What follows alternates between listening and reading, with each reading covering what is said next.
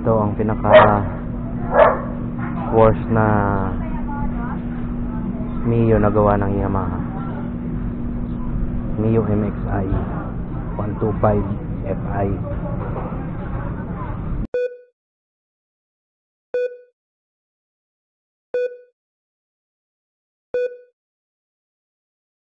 Pagaling sa arangkada namamatay, tapos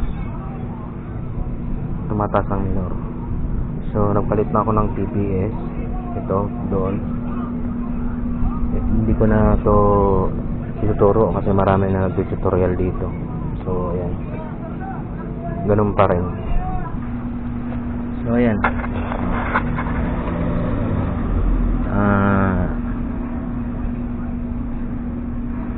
napalitan na ng TPS yan. Ito wala, hindi pa. Ito na lang ang hindi pa napapalitan. So ngayon lilinisin ko naman tong throttle body nya. Tatanggalin ko siya. Titingnan natin kung may pagbabago. Ayan, tinanggal ko muna yung TPS tsaka yung ISC. Yun siya. Tapos ito, tinanggal ko na rin yung manifold. Lilinisan ko na rin to. Tingnan ko kung anong mangyayari kung di bago.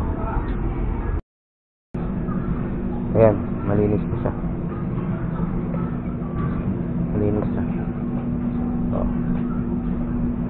wala nang pula, kulay pula. Ito, malinis na rin. Malinis na rin yan. So ayan, babalik ko na. So ayan, may kabit na. Pero ito na lang, kabit na lang. Ayan, may kabit na natin. So wala natin panda rin.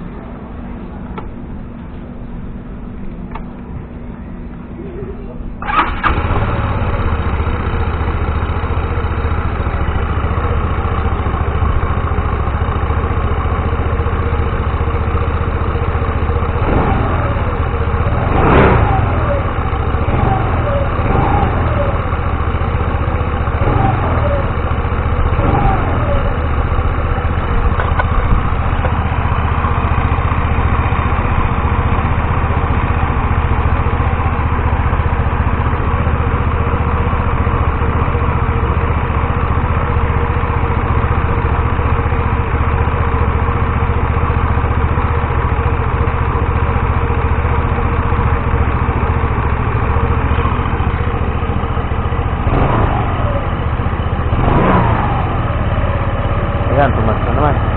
Nakapaw. Ayan, problema dyan. Talaga.